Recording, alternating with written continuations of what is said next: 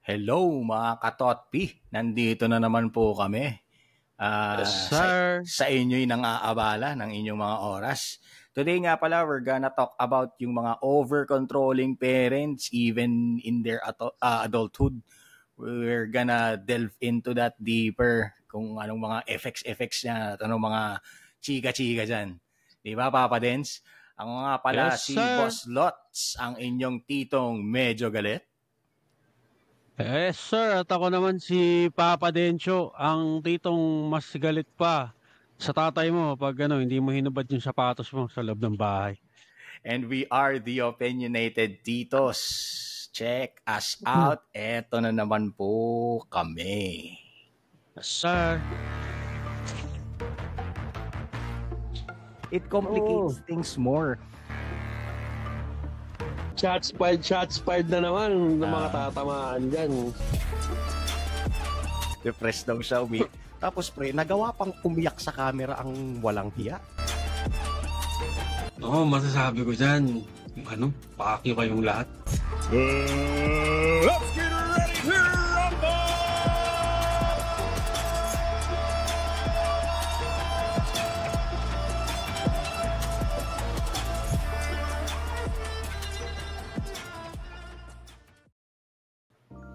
Yun na nga.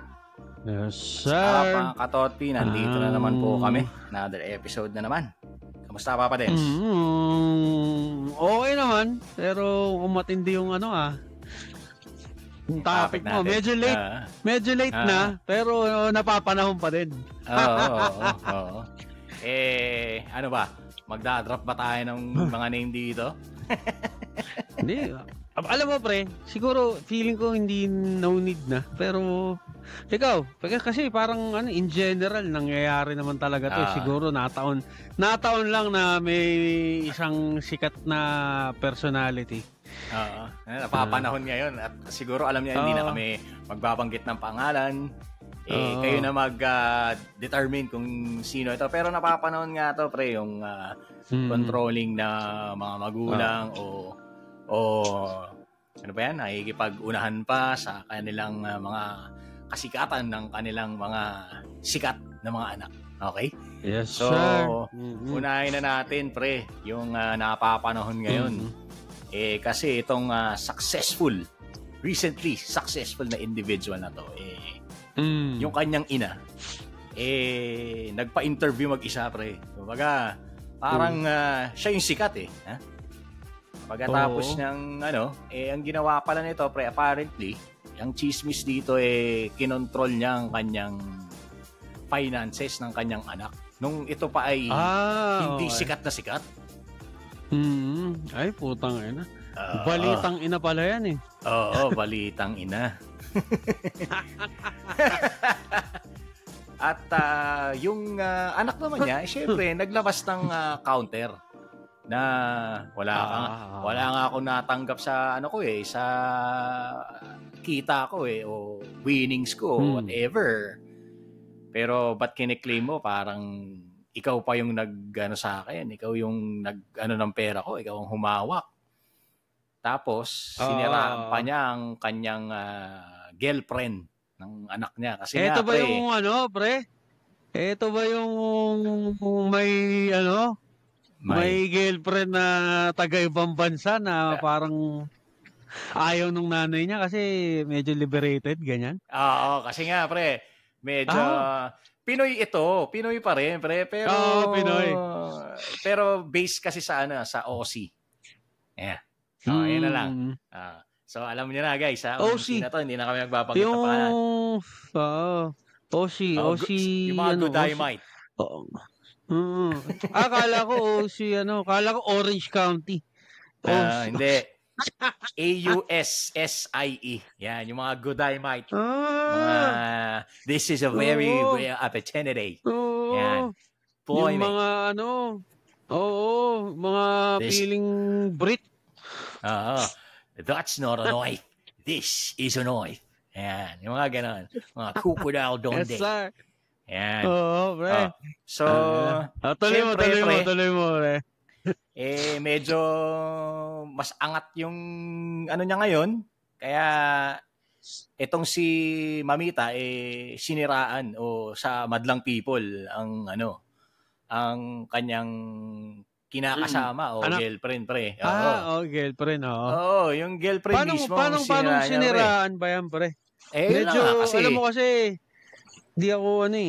hindi nila nakuha yung interest ko eh. So, yan, G. Kasi parang keso liberated daw, pre. O baka gold digger o ubusin lang. Kasi nga, doon nga pumasok, pre, yung questionableng, ikaw nga, hindi mo binigay yung kita ko o yung napanalunan ko, tapos i-judge mo si girlfriend na naging loyal sa akin nung hindi pa ako super successful. Kumbaga, parang ito kasing si kuya o si anak, recently, naging successful at doble-doble ang biyayang na tamasa nito ni anak. Ni Koya. Kaya balita paldo. Ano yan, pre? Balita ko kasi, pre, house and lot, condo, tsaka Land Cruiser cash. Prado ang binigay niya, pre. So, tangina. Parang hindi siguro makontrol ni Mother Dear ang kanyang finances. Kaya ang ginawa, nanira na lang. At nag-statement naman itong anak na pinabulaanan nga yung paratang nung kanyang ina. So, di ba, pre? Sa akin lang, meron pa. Para tuloy-tuloy, para isahan na lang. Ito, sikat din to, pre. Sikat itong individual din na to, pre. Ang nanay niya naman, wala na lang ginawa kundi kontrolin siya, pati yung siguro pagsasyota niya o hanggang sa pag-aasawa niya, pre, lahat na lang kinontrol. Pati yung career niya, lahat na lang kinontrol, pre. Babae to, pre. Oo, babae naman to. Kinontrol na lahat nung gawain niya hanggang sa mag-asawa siya, pre. Kinokontrol pa din, di ba? Parang wala nang mali na, no? Oo, wala nang sariling desisyon yung taong ito, despite her success, pre, and continued success, di ba? Oo. Ewan alam ko lang, mo, pre, bago mo ituloy, yung nauna mong tago na, may naisip kasi ko eh. Yung nauna mong kinikwento, yung may OC na jowa, itago natin sa pangalang Yul Servo. Ayan, Yul Servo. Ayan. Ito tapos namang itong second individual. Ito naman si Hurricane G. O kaya, pre, kilala mo ba yung mga bini? Kilala mo ba yung mga bini, pre? Ay, hindi, pre. Hindi. Ayun lang. Hindi ako. Pero para sa mga katotpi natin. Hindi, makaka-relate yung mga katotpi natin dyan. Mga katotpi natin dyan. Si Bini Sheena ito. I-google mo na lang kung bakit Bini Sheena nilagay ko, pre. I-google mo na mabilis. Sheena, pre. Sheena. Sheena. Yan. Si Bini Sheena. At sabihin mo kung siya nga ang itsura, ang na ito, ang tinutukoy kong niya. Ay, nako, ayoko nang magsalita, pre. Nako. Pero tama, di ba? Pasok, di ba? Kamukha ba? Pasok sa criteria, si Bini Sheena. Ayun, katotpi, kayo nang bahala. Kung sino yun. Ayun na nga. So, meron pang isa, pre. Na dati siyang nagiging controversial na naman to. To individual na to. Ngayon siya ay ganap ng alam mo. Ano ba yan? Nagpalit na ng pangalan to, yung isang to. May controlling parents din to, pare. Sumikat siya sa international scene. Sumikat siya sa international scene. Tapos, okay. Parang wala raw utang na loob yung kanyang, wala daw siyang, pero alam ko bati na sila pero wala daw utang na loob, hindi daw sila tinutulungan, parang gano'n, pre, parang parang ang dating din kasi, pre, parang gusto niyang kontrolin yung finances din ito, nung pumuputok na ang kanyang pangalan, lalo na sa international scene. Yeah. Pero alam ko, bati na sila nito. Ito ba si Berting Labra, pre? Oo, pre. ngayon, ngayon, pre, si Berting Labra na siya. Dati siyang, alam mo na, ngayon, siya ay nagpalit anyo at nagpalit pangalan. Siya na ngayon ay si Berting Labra. Yan. Si Berting Labra. Kayo na bahala. Isang batikang Oo.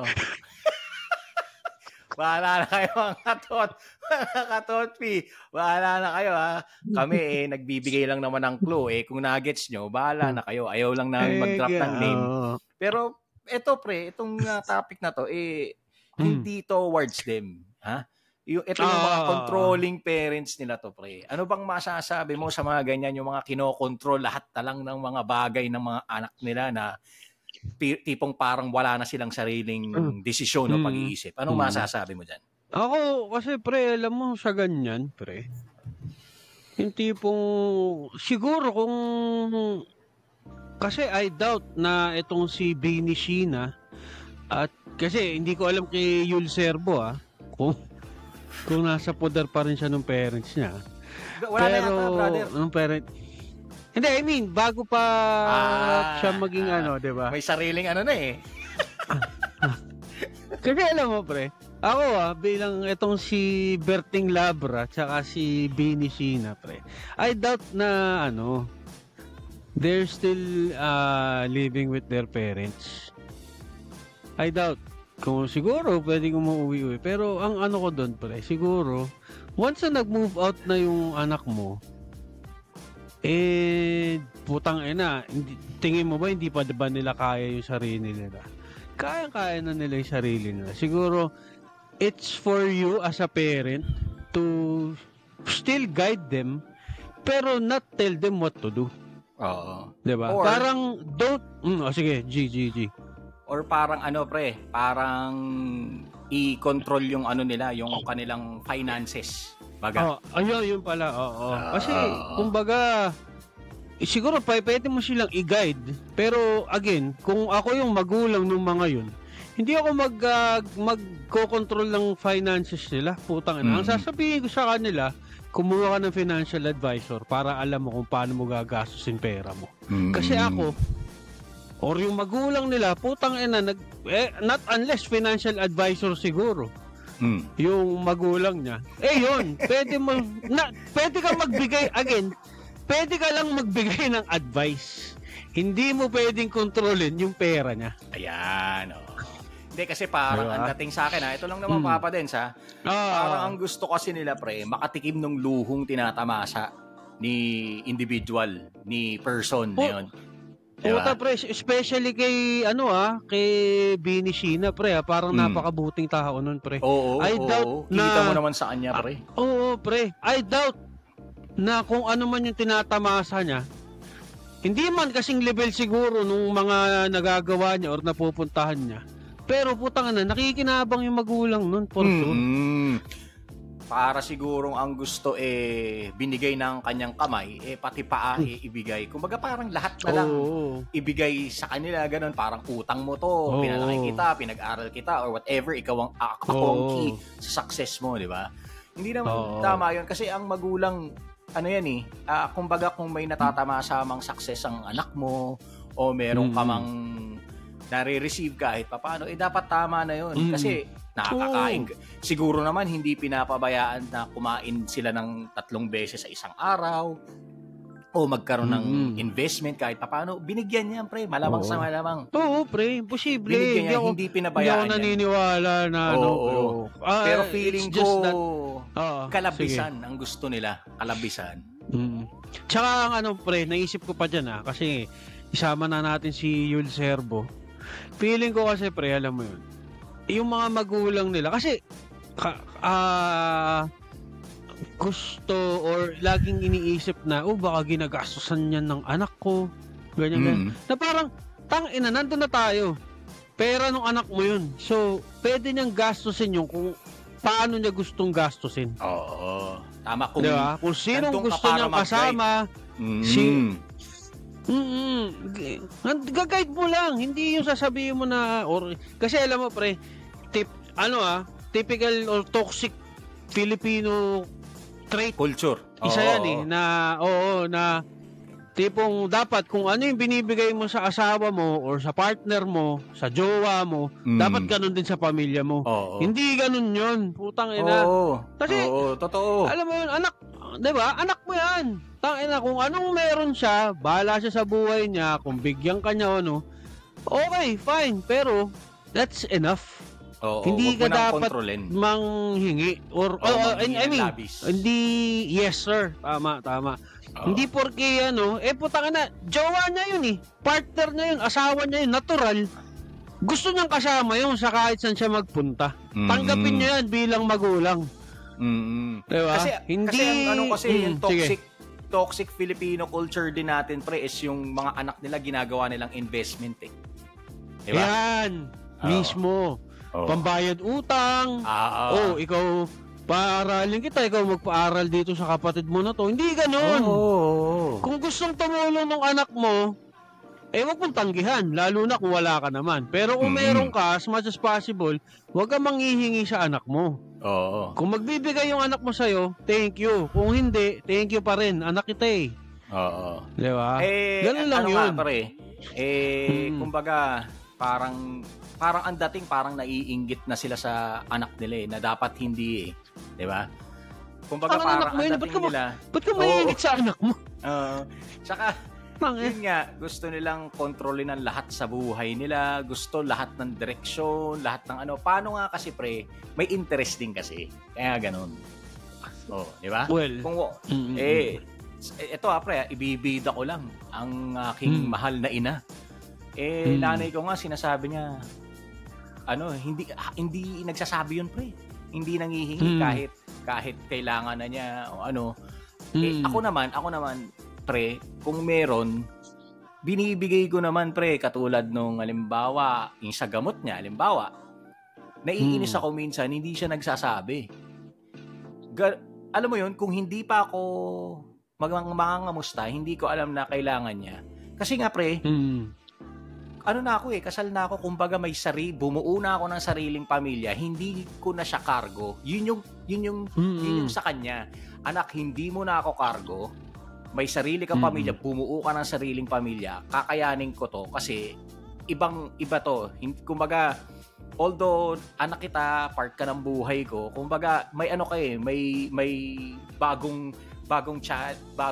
chapter ka na ng buhay mo. So, doon ka mag-focus. Ako naman pre, hindi sa utang na loob o sa pagmamahal to.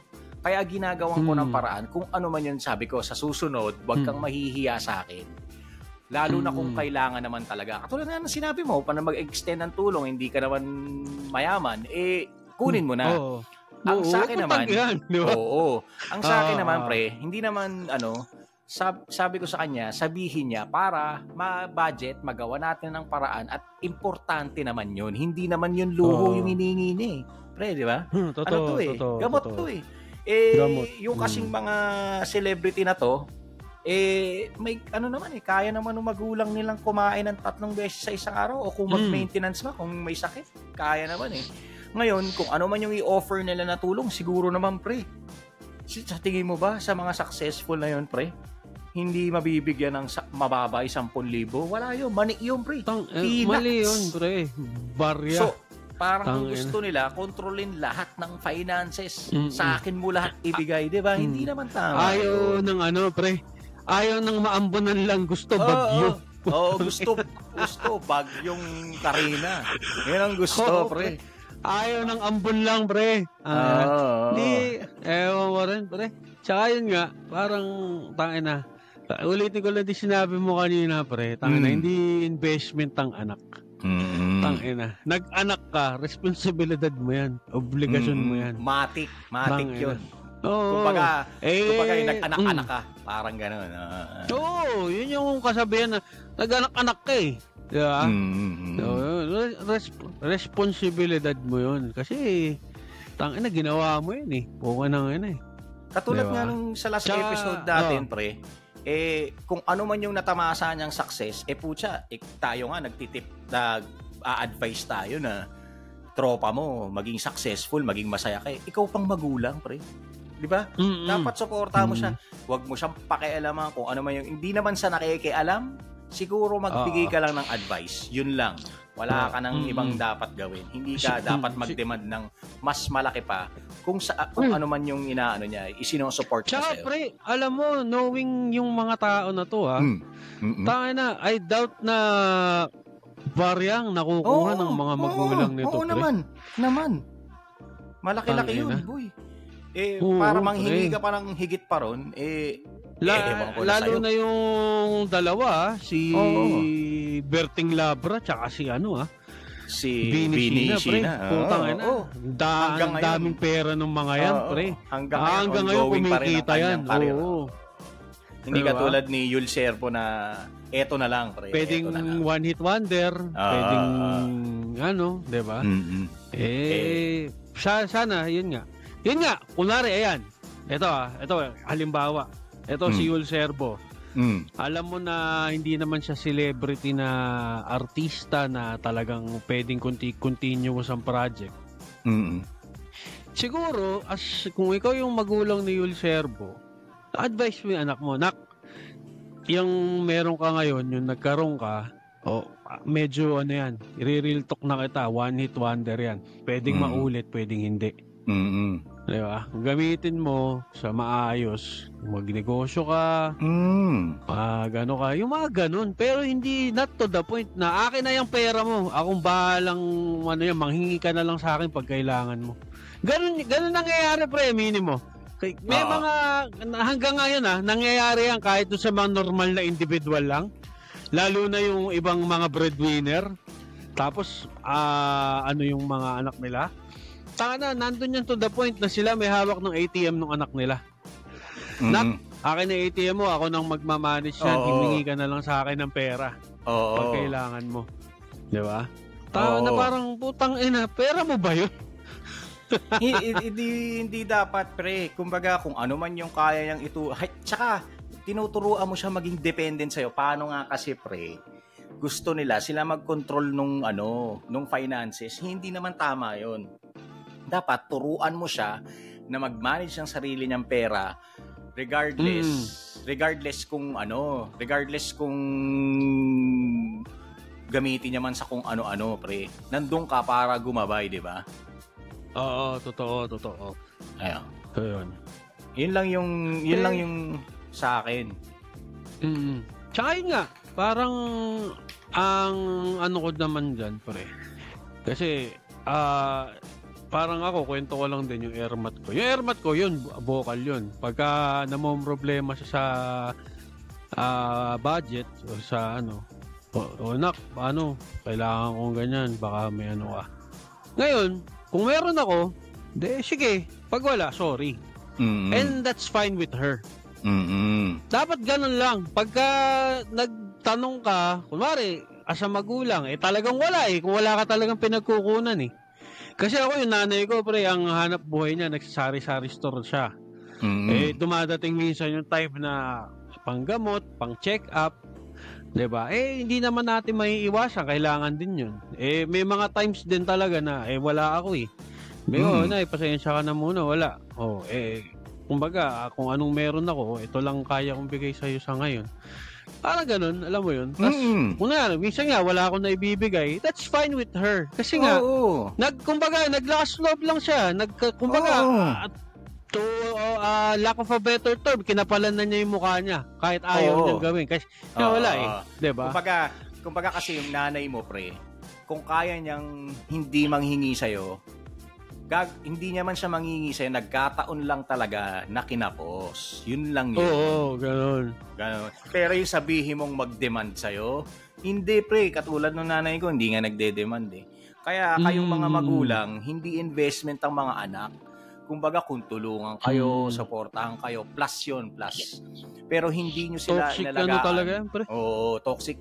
Well, hindi ko alam. Kasi parang sa ibang bansa o kalahatang tao na to, parang ganun Di ba nga sa US, pre, o kaya ngayon sa Korea, pre, di ba? Ginagawa nilang idol yung mga anak nila. Ang tawag kasi sa mga performer na group doon, idol. Parang sa Japan din. Idol. Oo. Parang ginagawa nilang ganun para maging investment, para yumaman. Well, wala namang issue kung maging successful at yumaman sila. Ang sa amin lang dito ni Papa Des, diskusyon lang namin dito i-control mo ang lahat sa kanya na parang wala na siyang sariling desisyon. Ang sa amin, i-guide nyo sila sa tamang huwag kayong manghihingi ng sobra-sobra na parang utang na nila sa kanila. Excuse me.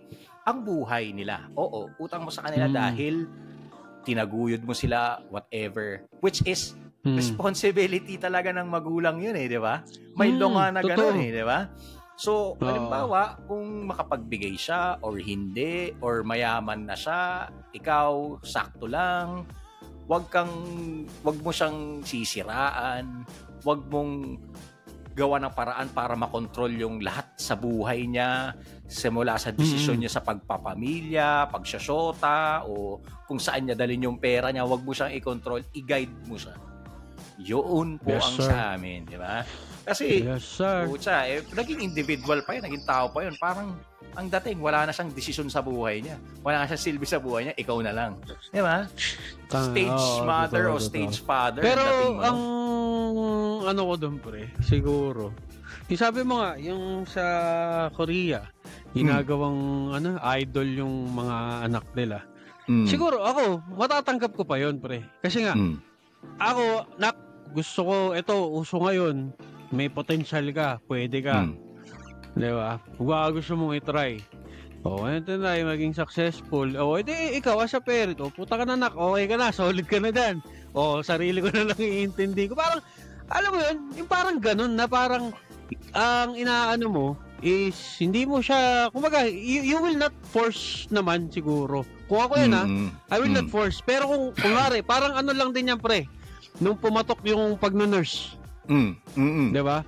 Karamihan ng mga, nung panahon na yun, nak, baka gusto mong mag-nurse, may kamag-anak tayo sa matutulungan tayo in the future. Pero not to the point na kung talagang ayaw nung anak mo, wag mo nang pilitin. Pero, paano mo lang sa kanya na, nak, pwede mo maging stepping stone lang to. Kung talagang pagka nandun ka na, kung talagang may iba kang, yung ganun ba? Yung bibigyan mo siya ng,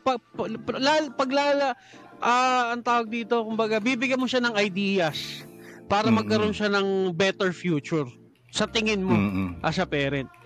Di ba? Pero again, hindi ito yung tipong kailangan ito yung gawin mo. Hindi ganun. Bigyan mo lang siya ng option, pakita mo sa kanya yung pwedeng mangyari pag ginawa niya to, ganyan-ganyan. Alam mo yun? Parang ganun. Na parang, pag naging successful ka na, ako I'd be honest with my opinion sa ganito pag naging successful ka na, okay ka na. Bala ka na sa buhay mo, kaya mo na yan. Sarili ko na lang iintindihin ko. Bala ka na.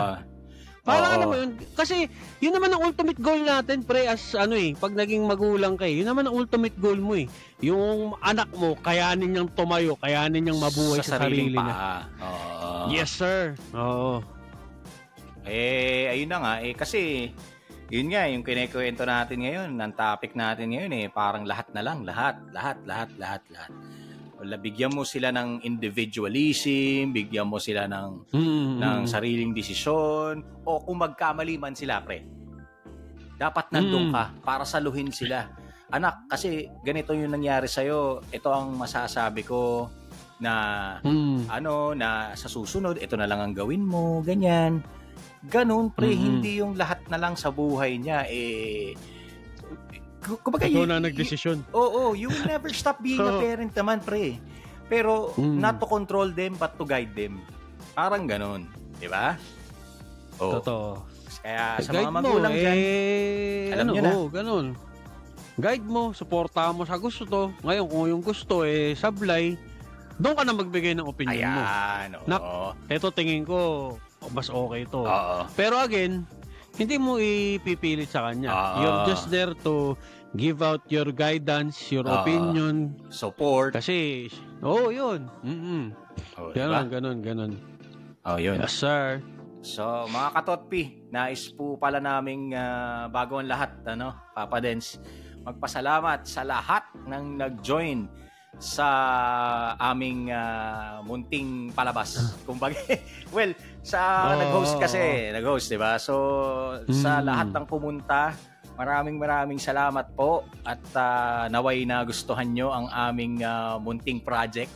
Actually si Hugs Manila ang nag-imbita sa atin at maraming salamat sa iyo, Uncle, Tito Pot, sa opportunity na binigay mo sa amin. Napakasaya ng gabing malaking big shoutout sa iyo, Hugs Manila or si Tito Pot. Thank you so much. Tsaka yun nga, sa mga nagpunta, nag-enjoy kayo. Thank you din. Saka sana, putang ina, ilang beses na halos mapatig na yung mga litid namin, kaka-shameless plug. Putang ina, like, share, and subscribe naman tayo dyan. Oo, sa mga lahat ng umattend na hindi pa nakapag-subscribe, available po kami unang-una sa YouTube, sa Facebook, at sa Spotify. Ganun po ang aming mga platform. So, mga platforms natin. Yung mga katotpi dyan na hindi pa, ano nyo na, i-G nyo na, i-subscribe nyo na. Maraming salamat. I-G mo na in yan. advance. Pipindutin mo lang naman yan eh. At naway natuwa kayo sa mga performance at music at mga prizes. Ayan. Tama. Mga prebes. May pag-giveaway pa tayo, abangan lang nila. Meron pa. Maghintay lang kayo. Kung hindi sila naka-attend doon at hindi sila nakakuha, may niluluto pa kaming iba at abangan nyo yan. Maraming salamat po. Thank you so much. So, eto. Mahaba na naman tayo, Boss Lots. Oo nga. So, again guys, thank you sa suporta. And ako nga pala, si Papa Dencio, ang titong mas galit pa sa tito mo pag hindi ka sumunod sa utos niya. Dagdag ko lang, Papa Dencio, baka galit pa sa magulang mo na ayaw mong bigyan ng pera. Yes, sir. At ito nga pala si Boss Lots, ang inyong titong medyo galit lang. And we are the Opinionated Titos. Until our next episode, we are signing off. Thank you guys. Woo! The Opinionated Titos podcast is proudly sponsored by Riverside FM. Follow us on our official Facebook page, The Opinionated Titos Podcast. And don't forget to subscribe to our YouTube channel and Spotify. Thank you for tuning in, and we'll catch you next time.